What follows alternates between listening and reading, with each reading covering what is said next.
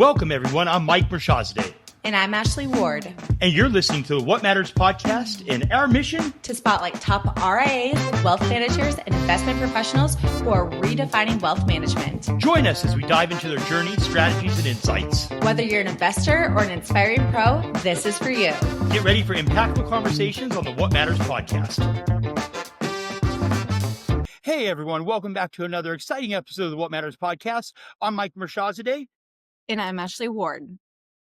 Today, we're joined by Paul Karlitz, CEO of both Sagient and Pacific Reach. Paul brings more than 30 years of experience in financial services. From his early start as an advisor in New York City to leading the revitalization of a 113-year-old firm, his career reflects the longevity and transformation. Over the years, Paul has become known for his visionary leadership, scaling growth, and his ability to build thriving cultures for financial professionals. His passion is shaping the future of financial services by fostering innovation, collaboration, and client-centric values. Paul, we're thrilled to have you with us today. Thank you for joining us on the What Matters podcast, and also love your beautiful view of Beverly Hills behind you. Thank you, Ashley. Thank you, Mike, for inviting me. I appreciate it. Every time I do get comments consistently about our background. So, and it is real. Like I said earlier, just take a look. You see the palm trees moving, so you know it's not a screen. So thank you for having me. Welcome to the show, Paul. We're excited to dive right in. So let's just get going here. Let's start from the beginning. So you launched your career as an advisor in New York City, and you quickly moved into management. I want to hear a little bit about your journey from beginning in New York City and where you are now, and also getting into leadership so early. Yes. So it's a great, it's always a fun story for me, but, so I did start in the business really 30 years ago this past August. So it's been an interesting journey. Just the entire industry has changed. The world has obviously changed through that time frame. And, I joined the business at a time when things were a lot simpler. And I came in, I was working with a company that was primarily in the risk management side of the business. And I did well at the beginning. And about 3 or 4 years in, that was when I was asked to join the management team, which took my career in a different path versus just building a business or a practice just for myself. And I found that much like I think a good coach or a good teacher, I get my greatest joy and satisfaction in the business from the impact I have on other people and watching them succeed. And it feels as though with that mentality, that's a mentality for leadership, whether it's middle management, senior management, whatever it might be, that mentality is one where, I get my, satisfaction or my kicks or whatever you want to call it from thinking about, I might be working with, we have about 90 advisors here, which means they're touching a lot more people than I could touch and helping a lot more people. So it's that exponential impact that is excited versus my own limited impact.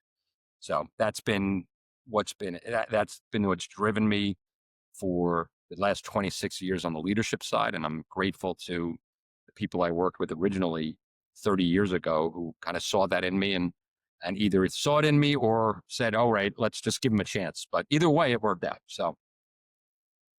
Fantastic. So you started your career in New York City. Tell us a little bit. I mean, now you're at CEO of Sagient and Pacific Reach. Can you kind of tell us about, the history there, where you were before and what led you? I mean, you've been with just 3 organizations, if I'm not mistaken, across your entire. That's fantastic. Tell us a little bit about, the transition between these different organizations. Sure. And then we really want to hear about Sagient and Pacific Reach. Great. So when I started, I was with what's called an agency of the Guardian Life Insurance Company in New York. And it was one of their flagship firms. Wonderful firm, wonderful leaders. And it was really a life insurance and, risk management, life, disability insurance organization, which I loved. And I learned it was a great place for me to learn. Contrary to maybe what people might think, it wasn't boring and just pushing life insurance. It was estate planning. It was business continuity. It was all of those things. But at some point, maybe it was just growing up in New York City and being around finance.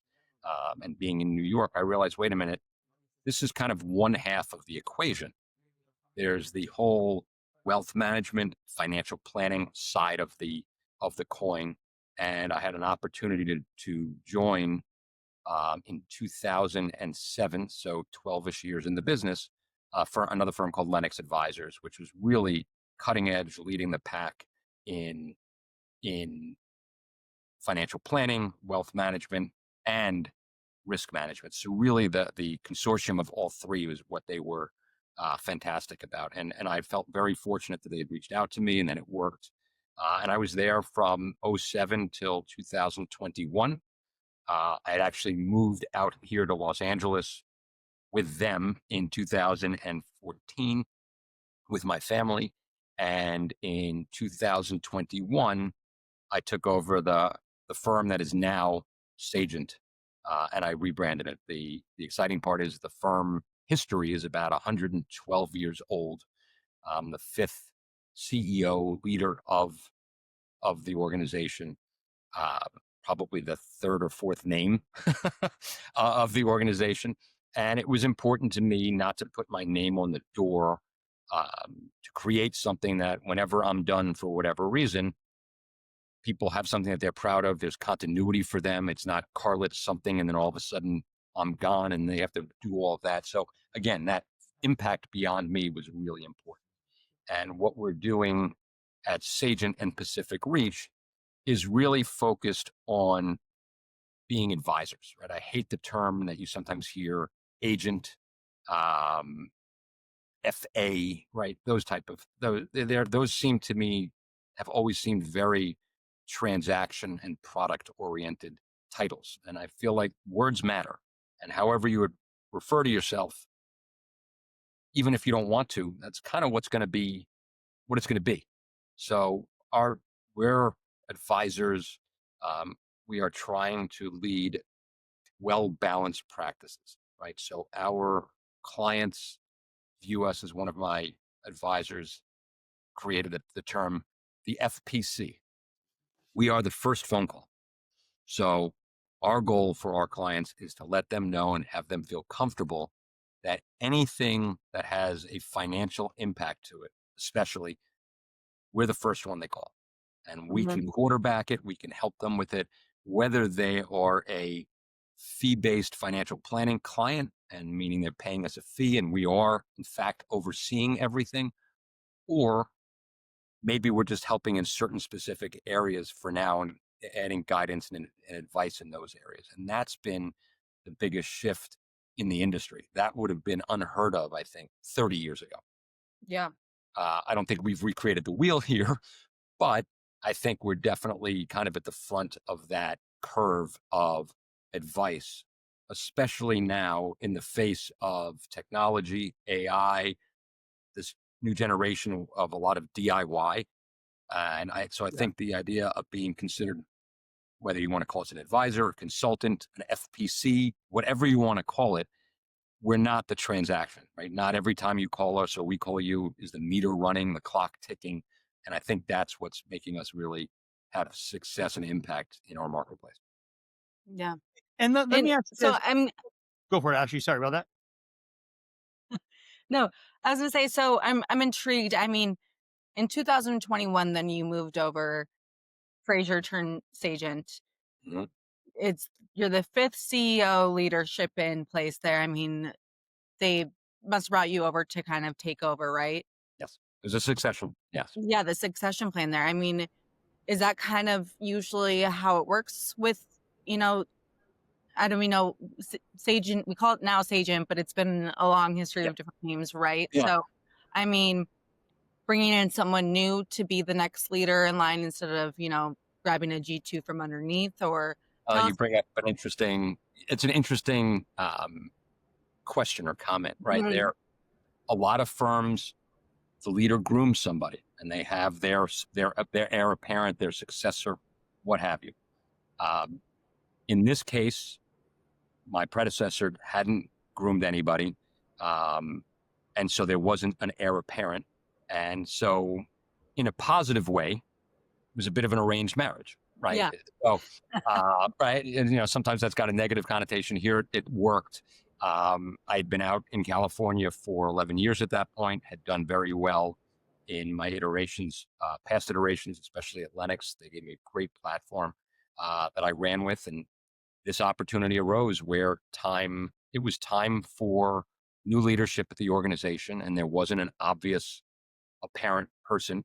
And so, uh, a little bit fortuitous, my hat got thrown in the ring without me knowing it.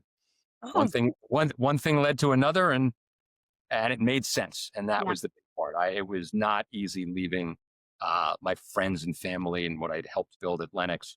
But like anything else, it was a good opportunity in the right time. And as my wife said, we don't have to move. I said, no, I just have to take a different route to work. Instead of going downtown, I'm going to Beverly Hills. Yeah. So that Not, was it. I mean, good trade-off, right? Not So- terrible. Not terrible. That's an easy one. We didn't have to move anywhere and pick up and relocate. So that was good. Yeah. And let me And ask you this: I, when it came to the move there, and you went in as the CEO, right? Was it I came in when I joined the organization. The person I was succeeding, we worked together for about 24 months. He moved up to right? CEO. I was president. When he retired, we changed the name and the entire structure. So yes. gotcha. And that being within the Mass Mutual I don't want to call it the umbrella, but the being So with we can Mass call it a system. That's fine. yeah, the system. Uh, were, did you come in as buying the firm and with being able to have an exit strategy there involved, or how'd you make your way in there and now the CEO of both firms there? Well, I snuck in through the garage, and then one day I was here. But so no, it's obviously with Mass Mutual's blessing as the enterprise, and Gotcha. yes, there's a buy-in and all that probably very typical stuff that you go through, and then there'll be an exit for me at some point in the future as well. And I think you bring up a good point or just identifying the relationship with Mass Mutual, which we love. And I think what's been great about it is because I know one of the things we talked about earlier, Ashley, was a system like that versus quote unquote independent, right? Mhm. And I never was really interested in what's called the independent model. And I think there's a misnomer about being part of an organization like Mass Mutual. When we sit in front of a client, our advice, our recommendations are agnostic, right? Company agnostic, product agnostic. We can go out and work with any company that's in our client's best interest on the risk management insurance side. On the investment side, there's no Mass Mutual product, just like there's no Guardian investment product when I was there or anything like that. So the idea of what we're calling supported independence Mhm. it really been exciting to me. So we're building SageInt the way we want to, right? There's no McDonald's. The burgers are on for 30 seconds, the fries for 45 seconds, and you go to any McDonald's franchise around the world and they do the same thing. We all look different and we get to put our stamp on it and our gut feel on it, but we have support resources and infrastructure of a, Fortune 100 company whose only goal is to put us in a position to succeed and do the best we can for our clients. Mhm. And Mass Mutual's commitment to mutuality on the insurance side of the enterprise is, to me, is a tremendous, tremendous, tremendous competitive advantage because by being mutual, it's really owned by the policyholders.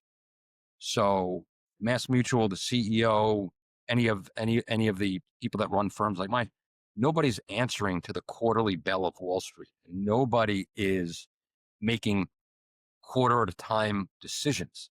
And when you're dealing with people's financial futures, you should be thinking in terms of 10, 15, 20, maybe even these days with longevity and intergenerational planning, you should be thinking in terms of maybe 100 years and not having your plans put in upheaval because the market is changing and no political comments. Somebody makes a comment and everything goes haywire for 36 hours, right? Mhm. So I feel very fortunate to have that affiliation. At the same time, on a daily basis, it not that it doesn't matter, but it kind of doesn't matter. It's not a thing on a daily basis.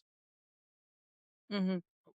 And so tell us a little bit about Sagent over there. I mean, when you came in, I mean, now you guys are at 90 advisors. What did it look like when you came in there with what, 4.5, almost 5 years now Yep. ago? Yeah, Yeah, and yeah, I guess August of 21. So yeah, 4 years ago. 4 years. Yeah. Yeah, tell us a little bit Um, about, what it looked like then and, the impact that you've done and how it's transformed over these past 4 years. sure.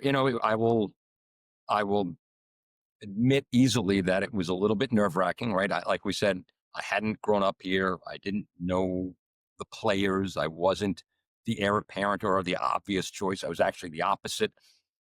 I didn't have a relationship with like 98% of the people in the organization. Um, so I was an unknown entity. I know I had some consternation. I know a lot of people had who's the new person, that kind of a thing. Yeah. Oh, I Uh, imagine that and would then I be really spent a lot scary. of time, yes. Um, and certainly didn't want to be, meet the new boss, same as the old boss kind of a thing. And I spent a lot of time those first year and a half or so doing everything I could to really just get to know the lay of the land, build relationships, because ultimately the goal is to be working together for a very long time. And we want to build those relationships. The fork in the road really was, is it just keep on keeping on, right? Just do the same thing and be a steward of the same thing, or we want to be leading the pack? Do I want to be a bit of a change maker or a change leader? And that was the goal. If I was going to just do the same thing, I could have stayed where I was and not had the uncertainty, the added responsibilities of salaries, payroll, all of real estate, all of that. I could have just stayed where I was. And the opportunity to kind of put my stamp on something and then make that change to being a wealth management, financial planning, well balanced firm, practiced firm was for me what was exciting. It's also, I mean, I don't think this is news to anybody. That's where our industry is going, to be that siloed transaction, pushing product kind of a person, an advisor or salesperson, not even advisor, isn't really going to get it done. And I shared with a lot of different people. I said, look, if you're 50 plus years old and you have your clients and you have your practice and it's humming along and you don't want to make any changes, that's fine. That's totally fine.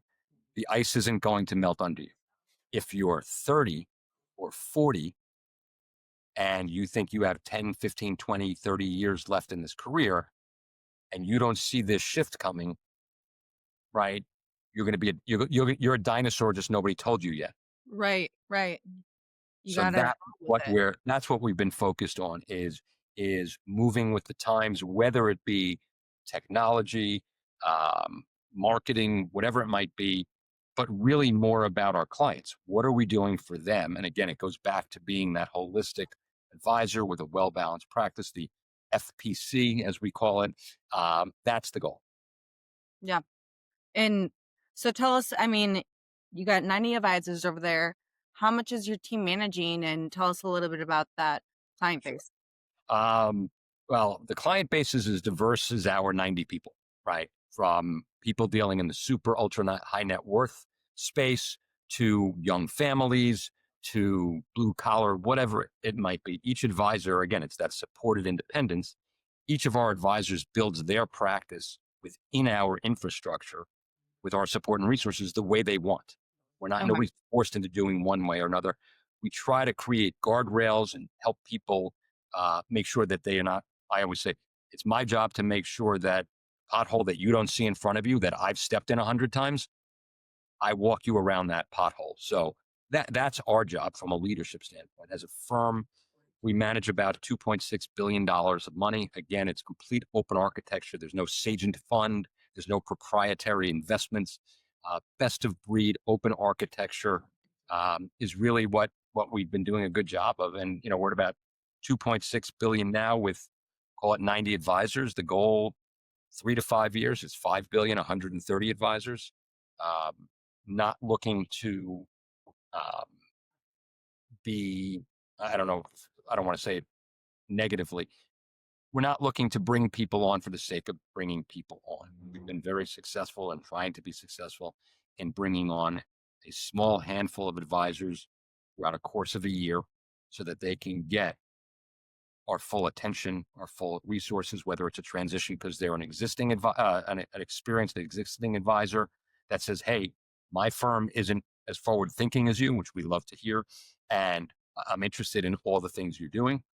To somebody new that's making a decision and seeing that we are forward thinking for them and they want to join. But we can't hire 40 people a year and hope that one makes it, which is kind of a bit of an industry standard where it's cliche, but we really want to be quality over quantity. And I've kind of not rebranded, I've rethought that. It's not about quality, quantity. I don't really like that term. It's about managed and manageable growth, right? Mhm. You have, if you have a 40-person training and development team, you could probably hire 120 people a year and no strain. If you have a 4-person team, you can only hire roughly 12 to 15, right? Because each person can only manage so many people at a time. So we're looking for our managed growth, the amount of leadership team we have and the size of their current teams. How many more can they take on before they reach that ceiling of complexity? And then they're either breaking promises to somebody that's been here, or we would never want, or they're lying to the person that's coming in about what they're going to do for them. And clearly that's not who we are. That's not what we want. So that's why it goes back to that manageable growth. Absolutely. And so how many advisors were there once you came over?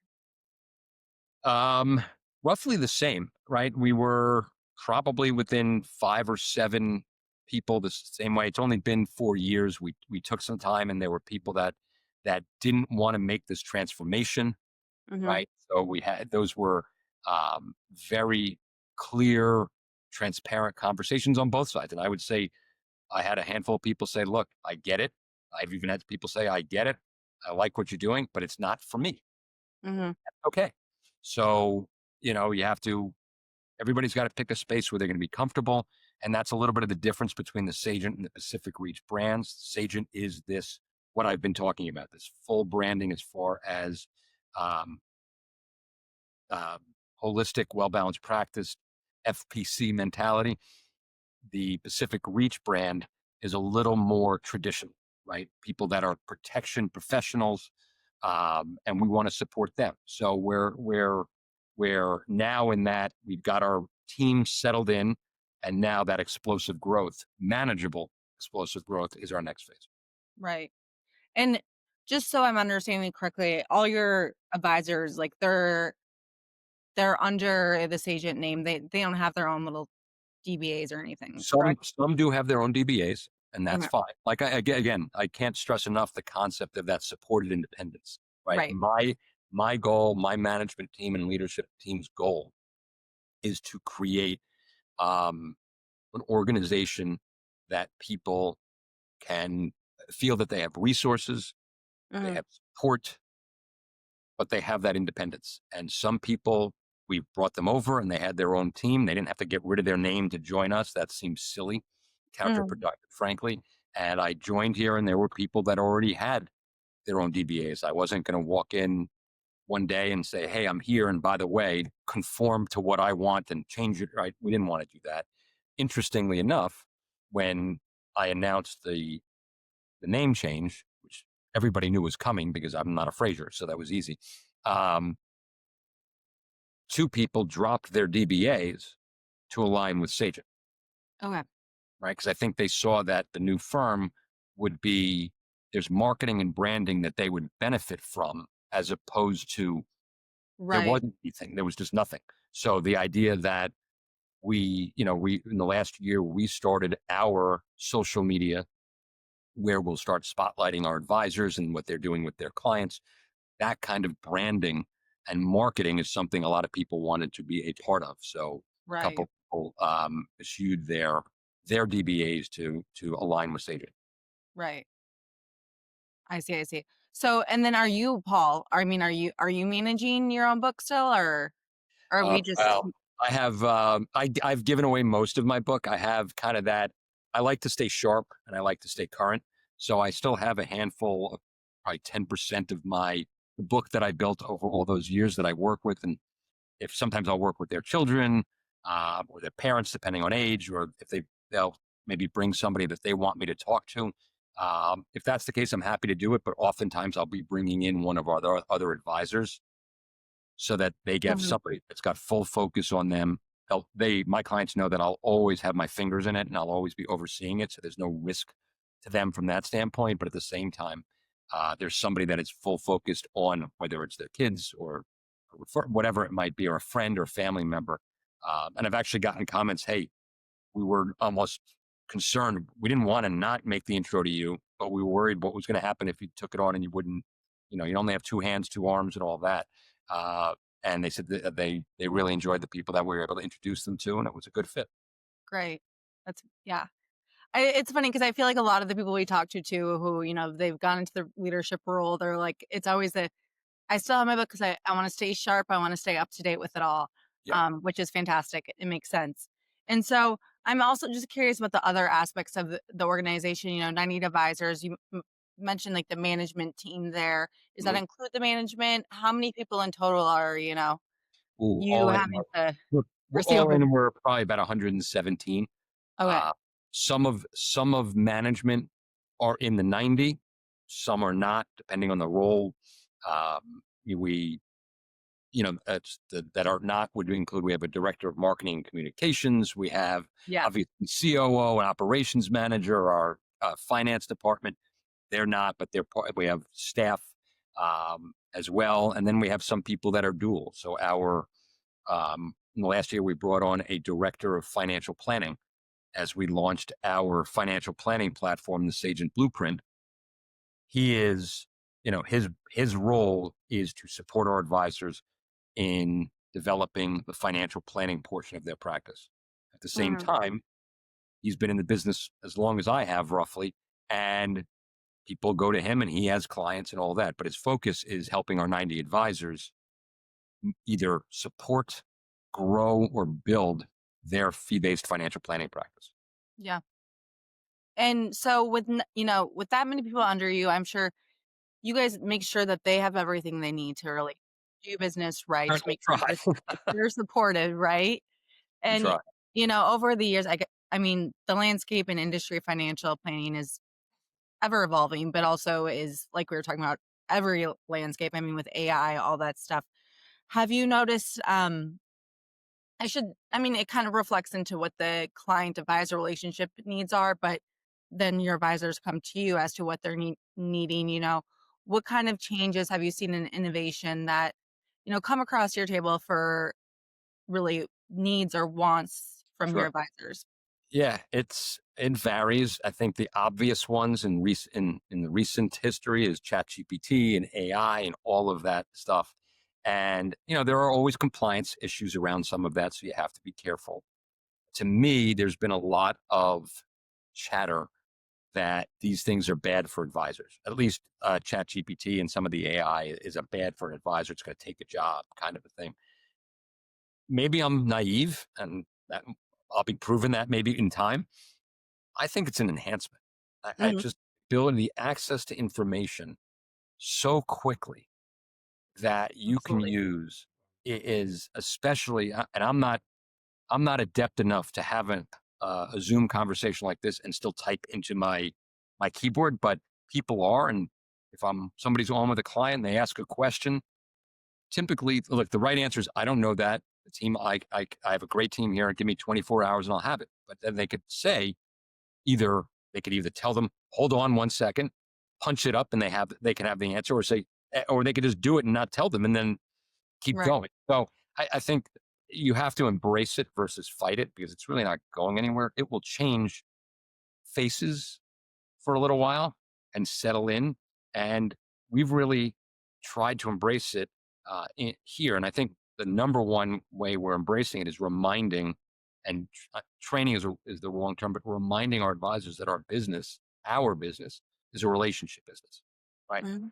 I could go on YouTube and learn how to build a fence in my backyard. Probably I couldn't, but in theory I could. Um, but if I have a landscaper or a handyman or a gardener that I trust and I know they've done a good job for all of these years, I'm going to use him again or her again. So I think for our advisors, we're focused on, hey, it's the relationship. And one of the things that we're trying to do is in our industry, and you've probably seen this interviewing people like me, however many, is there's this term data gathering, fact finding, intake forms, like a doctor's office, right? And we're really trying to get away from, at the end of the day, it's the same thing. You need information, but we're trying to change the way that conversation comes across. And so I'm trying to share with people, stop thinking of it as a fact finder or a data gatherer or any of those terms. Think of it as a prompting conversation, right? Mhm. You go to AI or ChatGPT or Grok or any of them. Oftentimes, you have to ask your question 5, 6, 7 times. You have to rephrase to get the answer you're looking for. Right. That's the same when I'm talking with somebody to get the true understanding of what they're saying or the true emotion behind it or the true feeling behind it. You can't, it's not just an interview or an interrogation, like name, rank, and serial number. That's not what we want. We want to get to know the person. We want to know their aspirations, their fears, what brought them to this point. And it is not uncommon that what in the textbook might be some ideal financial piece of advice that isn't for a client because they have some scar tissue, right? I've seen it. I've had it where a client, young client, 35 years old, paid off was buying a home and they were gonna buy it in cash. And this is a long time ago. Interest rates were really really low, and the comment was, and I just brought it up. I said, a lot of people would finance this. It's not a recommendation yet, but let me understand what's going on. Why would you be wanting to buy it all straight cash? And he said, he said to me, I want to share something with you. I've grown up hearing from my great grandparents or my grandparents, forgot now, how they lost their home in the Depression. Hmm. And so he said, I have no debt. He had no credit card debt, no school debt, and he wanted no debt on his home. And that was his answer. And I said, you know what? Our plan will work around it, right? So, or work with that, not even around it. And so that only comes from asking questions versus what's your mortgage? I don't have any. And you move on like that. You need to prompt, you need to ask those questions to get the right answers to then not walk away and saying, wow, my client is dumb, or you're forcing something on your client. And then you wonder why they're no longer a client. And it's only because you didn't ask questions and be curious. Right. Yeah. It's an emotional based business, relationship based, and that's where, to the point of I really don't think it's much of a worry for advisors these days. If anything, I view it as, it makes everyone more efficient with the ancillary things that don't make your role, make Yes. your job as your job. It lets you focus on the things that actually move the needle in your career. 100%. Spend more time on that relationship with the client versus having to spend time doing, Yeah, you know, let AI or Mhm. something build up your report while you take 3 clients out for golf, for dinner, or Right. just Right. stop by their home and leave early, or go spend time with your own family, which Right. times early in a career like ours, I've seen it. I mean, I was probably Mhm. guilty of it a little bit. You're working so hard and you're grinding and you're building and you have this great vision, and what happens? The people or the things closest to you, you inadvertently take for granted.